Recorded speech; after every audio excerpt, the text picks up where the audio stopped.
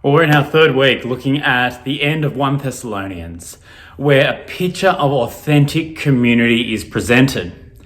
And we spoke last week in our discussion time about the various opportunities for community that exist within our society.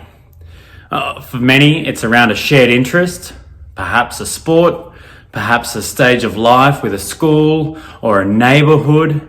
Perhaps it's through school networks or previous relationships. This sense of community, a place where you're known and that you know others, is something that is highly valued within society. But it's been under great threat from the Western world with our emphasis on the individual.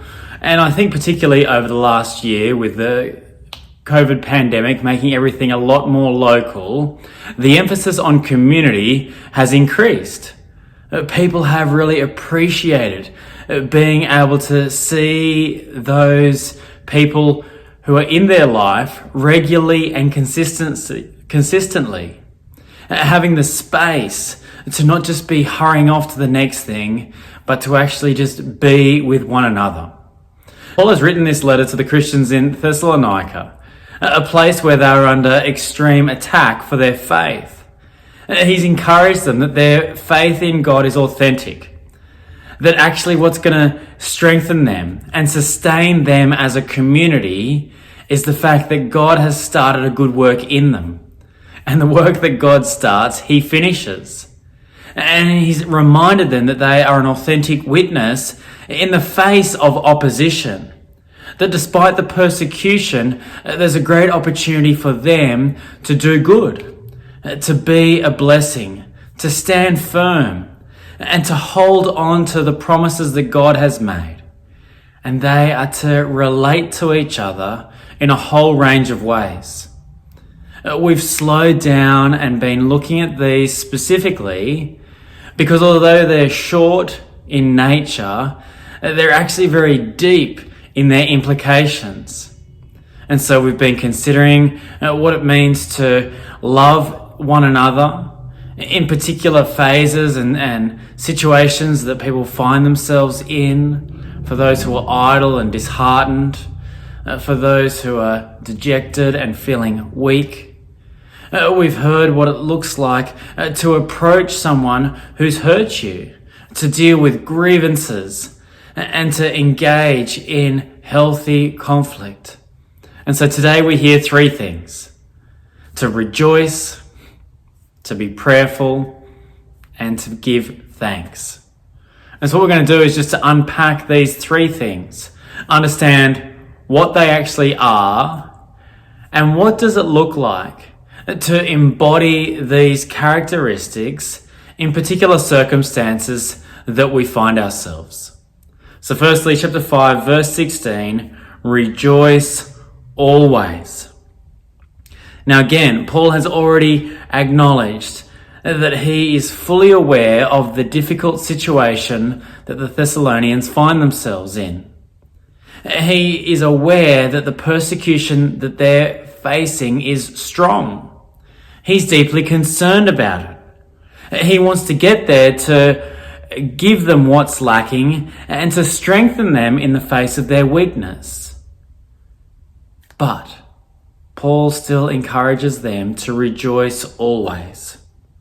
Now, this isn't sort of a, chin up lad, or a look for the silver lining, or just got to look on the bright side of life. But it is a joy that is evident regardless of your circumstances. So let's just stop and think about what it means to look like, or what it looks like. Let's stop for a moment to think, what does it look like to rejoice? Well, it's not a denial of adversity. Now, I often have spoken in the past about funerals being a range of mixed emotions and often having a sense that where I'm at is at a very different place to where others are at, or even to the way that the service is being conducted. I've spoken before, but I'll say it again about a funeral that I went to when we were living in the country, and a 17-year-old guy that I used to play footy with was driving to his high school graduation, and he was texting in the car, and he got distracted and he lost it on the road and straight into a gum tree. He died at impact. This was a situation of great communal mourning. This young guy who was just a really authentic and good kid with the world in front of him dies suddenly, unexpectedly. This night that was supposed to be of celebration and joy has just turned to mourning and grief. Now, this guy had grown up in the church and had made a confession of faith, and when the funeral was conducted, it really seemed to be just a uniform occasion for celebration.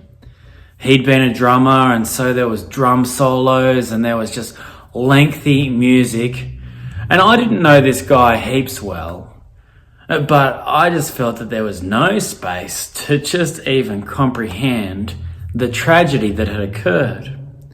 I'll contrast that with a couple of other funerals that I've been to, one with a very close friend of mine who's a 40-year-old guy, is a pastor of a church, 4 kids, just a really wise and hardworking individual, extremely talented, and then just struck with this cancer and died with so much potential. And I remember going to his funeral with our whole family, and the service started with a song.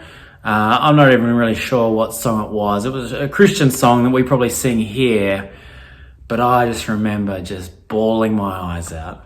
And it wasn't that the song was wrong, but actually there was actually just some space to just let it all go. And recently I was also at a funeral for an older gentleman, but again, dear to me, someone who was strong in the faith and experienced this quite sudden confrontation with cancer and died.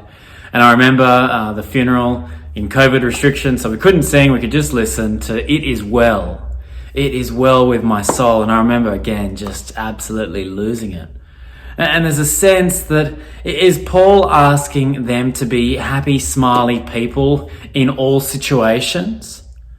Well, no, I don't think he is. But I think what he is saying is that irrespective of your circumstances, because of what God has done, because the one who has started a good work in you will complete it until the end. We've heard about Paul reminding them that God has a purpose for his people, to be sanctified, which means set apart, to be holy, to be a part of his family. And so because of that, there is always an opportunity, even in the midst of grief, to be glad, to be genuinely glad in something. You see, I think rejoicing is the opposite of indifference. You know, when we sort of put on that tough outer shell where we're neither overly happy or overly sad, it's sort of a self-protection mechanism, really. It's not allowing us to fully be human. Paul is encouraging the Christians to rejoice always. God is at work. And so let's just think about what it looks like to rejoice. Well, I think there's sort of the loud and emotional joy you think about at a wedding when you're sharing this great moment with people whom are special to you. There's just sort of exuberant expression of joy. It's not that difficult to actually rejoice with others, but it is only for a moment.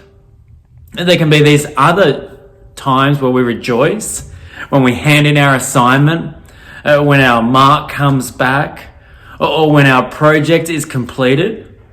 This sense of joy. You know, often we'll sort of say it looks like you've got a bit of a spring in your step, where something that we've hoped for has come to fruition. And so this kind of rejoicing often lasts longer than just sort of a couple of hours or a moment.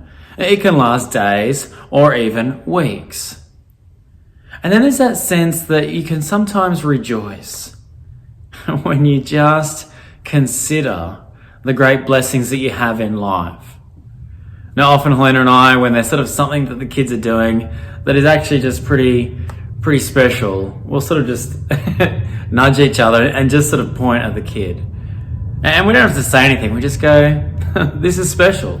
To just be able to see them do something quite simple or something quite grand, but to be able to share in that. And so it's sort of just this resting, happy face.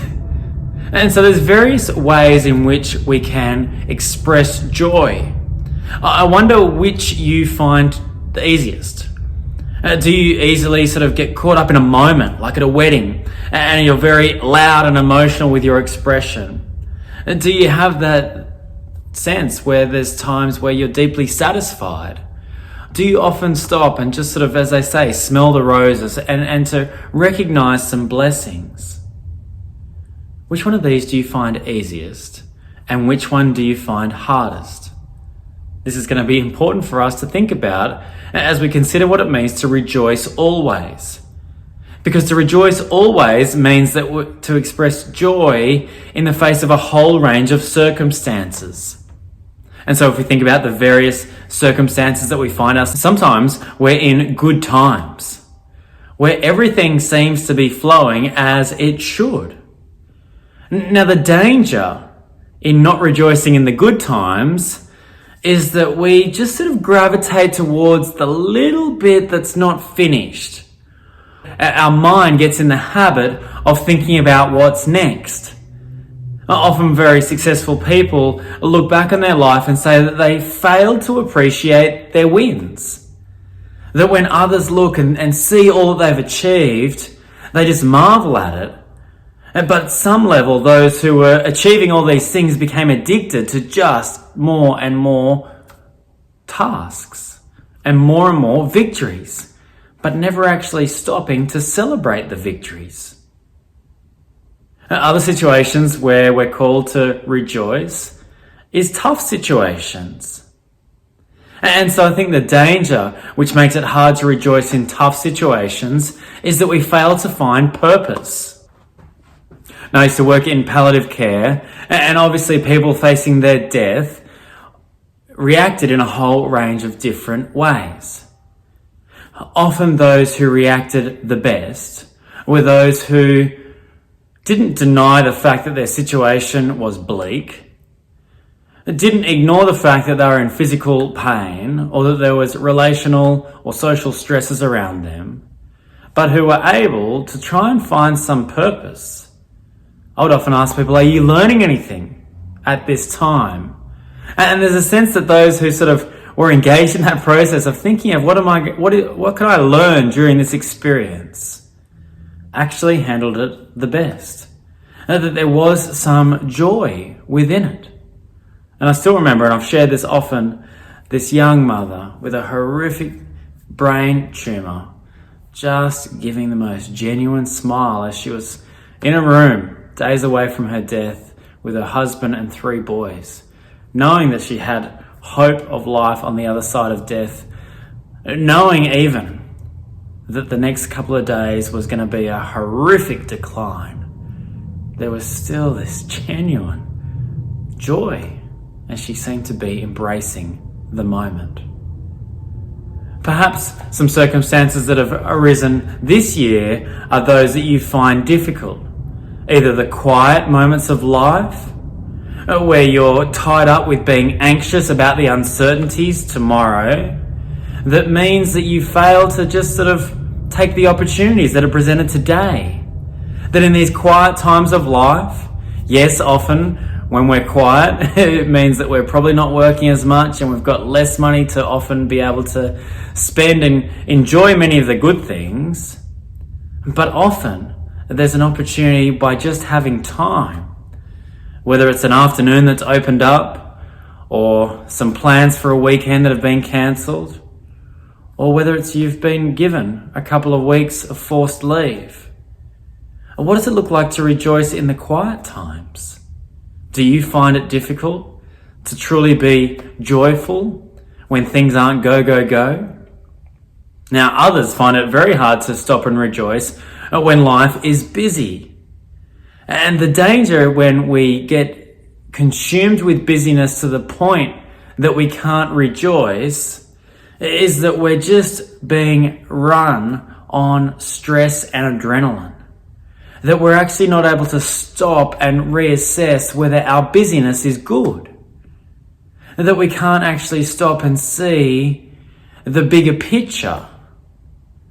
That perhaps our hard work now is producing some great results for others.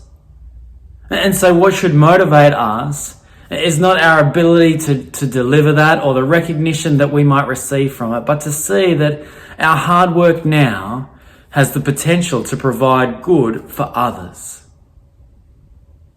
As we consider what it means to rejoice always, we need to remember that we are responsible not for our circumstances, but for our response to our circumstances. What are the circumstances in your life right now where you're struggling to rejoice? Or what are the things that might help you focus on the bigger picture within your circumstances that you can truly not just be indifferent to, but find joy in? Moving on to verse 17, Paul says, pray without ceasing. Now again, this is sort of this accentuated language of Paul that sort of seems a little bit over the top. Often these people who overpromise and underdeliver. Is that what Paul's talking about here? Is he sort of just trying to sort of give them the pump up speech? Well, I think no, what he's trying to do is to emphasize again that prayer is something that is just to be natural within the family. And so just like speaking to one another as those who are in your household is just sort of normal. And, you know, if people are living in the same household and not communicating to each other at all, that would be a bit weird. And it would also be a bit weird if people in a household communicated with each other the same way all the time. Now in a household, there's sort of non-verbal signs, there's one-word, two-word answers, and there's time for, longer conversations, serious conversations, happy stories. And so it is, as we think about what does it mean to pray, well, we can think that we can pray in a long, meditative and quite silent manner. And we can also offer up short, silent prayers. And there's also the opportunity for us to do personal, loud, long prayers and personal, loud, short prayers. Please God help. But if we think about prayer, it's not just an individual task. It's something that we can do with one another. And so there's something really important about creating this authentic community, that we would pray with one another. Now, one of the things that I've found different over this time is praying with people over the phone. It's probably something that I haven't really done before. Just on an audio call, like not even with the visual. But there is something that binds you when you're praying together. And so in our at-home groups, we're able to pray as a group. Here at church, people will come up the front and they pray on behalf of all of us. And there's a real blessing and a sense of togetherness when you can join together with someone who is leading you in a family communication. But we all realize that prayer is a battle. And all of us at various times stop praying. And that often we just sort of go silent. And so what does it mean to pray without ceasing? How do we start praying when we have ceased? Because it's a situation that we all find ourselves in. Well, I think it's easiest to start by just silently praying and reflecting on why you've ceased praying. It's a little bit of a recap. God knows what's happened, but often it's helpful for us. And so that when we start praying, we then start to get back in the habit of communicating. And perhaps a circumstance that's come up that's made you stop praying has been that life's been good. Now the danger with life is sort of flowing as it should be is that we start to expect things. When our plans come to fruition and there's no conflicts and there's money in the bank and we're feeling okay, there's a sense that we can easily get in the habit of thinking that this is the life that we're entitled to. And we do that when we are silent with our Creator. Now, perhaps it's tough circumstances that have ceased your prayer. And often when things get tough, when our plans don't work, when our body fails us, and when things seem dire, that our initial reaction is like a kid who's told they're not allowed to have the lollies anymore. We get bitter towards God. We question His love for us. And perhaps the circumstances that have ceased your prayers is the fact that life has been too quiet. That perhaps in the past your prayers have been around activity. That you pray for things, for people. And so when things have been quiet, when you've been spending more time alone, that you're not really sure what it looks like to pray. And many of us cease prayer when life gets too busy. That we often just think that there is no time to complete all the tasks that are assigned to us, as well as spend genuine time praying. And often, for me, I when I'm consumed with busyness, I feel like, well, if it's not going to be a decent prayer, then I might as well not pray. And then it gets in this period where I feel guilty for having not prayed for a certain amount of time. And so rather than just starting to pray again, I just sort of start doing stuff. Busyness is really dangerous because it's our attempt to have a sense of controlling our life. Whereas prayer, by its very nature, is an acknowledgement that life is out of our control. This idea of giving thanks in all circumstances, for this is the will of God in Christ Jesus for you. Well, what does it look like to give thanks? Well, again, I think there's degrees. There's the overly thankful response. You know, when you're in a crisis, the car's broken down, or you've been stuck in the rain and someone comes and picks you up. You know, you're sort of like, oh, thank you so much. It's just, there's nothing fake about it. There's just a genuine appreciation for what has been given.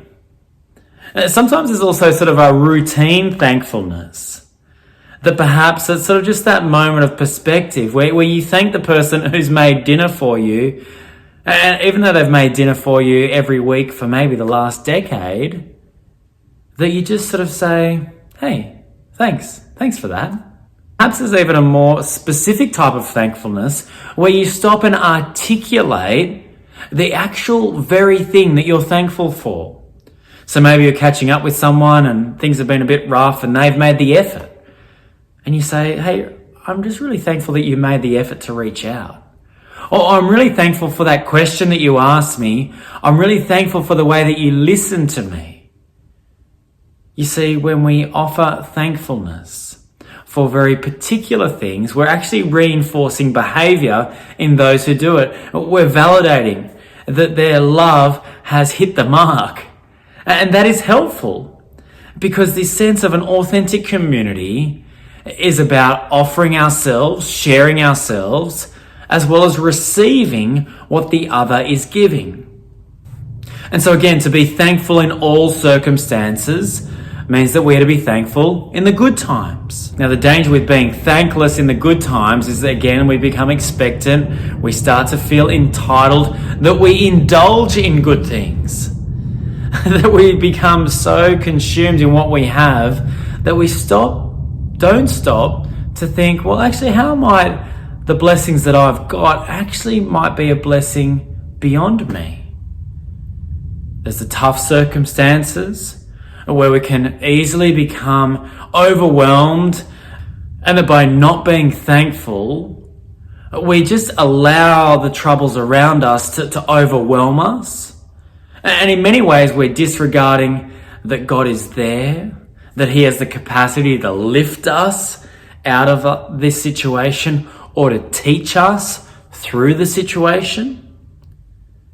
We're to be thankful in the quiet circumstances, which for some of us might mean that we need to put off our frustration at not knowing the future. And for some of us, it might mean that we have to grapple with our insecurities about what others might think of us, or about the fact that we are unsure about the kind of future that we might have. To be thankful for what we do have is a helpful reminder that God is the one who provides. And so too, in the busy circumstances, being thankful is really important. To be thankful for the opportunity to do things. That helps protect us against being resentful. Resentful against our boss's unrealistic demands, or their micromanagement, or this push towards efficiency. And being thankful for the situation that we're in actually might even help us push back against our busyness and to say, that's all I can do. And if that's not enough, well, you might have to find someone else. You see, to be thankful in the whole range of circumstances that life provides is again a reminder that we are God's and that He is working Himself out. And so as we rejoice, pray, and give thanks, this is to bind us together around the faith that has established us. It allows us to be authentic and to admit the full spectrum of circumstances that we're facing, but not to be limited by them. To remember that God is at work. And so when we fail to rejoice and pray and give thanks, we also have an opportunity to look again at our Saviour, the Lord Jesus, who was filled with sheer joy, mostly at the relationship that He had with His Father. We've seen it in John's Gospel this year, the tightness that He has in knowing that His job is to do the will of the Father. And that when life got busy, and the crowds were swarming and there was pressure for Him to perform, Jesus often retreats and prays. It's a helpful reminder. It's a great encouragement that He did that. And it also sets an example that we can follow. And His willingness to give thanks for food that He was eating and situations that He had was another reminder that God's plan is eternal. That this authentic community that God is building is not just around a particular stage in life or a particular season in history or around even just a shared interest. But this authentic community is being established into a household for eternity. A household where the loving Father is the great model of how we are to love one another. So friends, let's think about the areas in life where we struggle to find joy, where we're stripped of our thankfulness and that often cease our prayer. Let's be aware of those. And let's work out a plan for what it might look like to rejoice in those moments, to be thankful, and to recommence prayer at various times.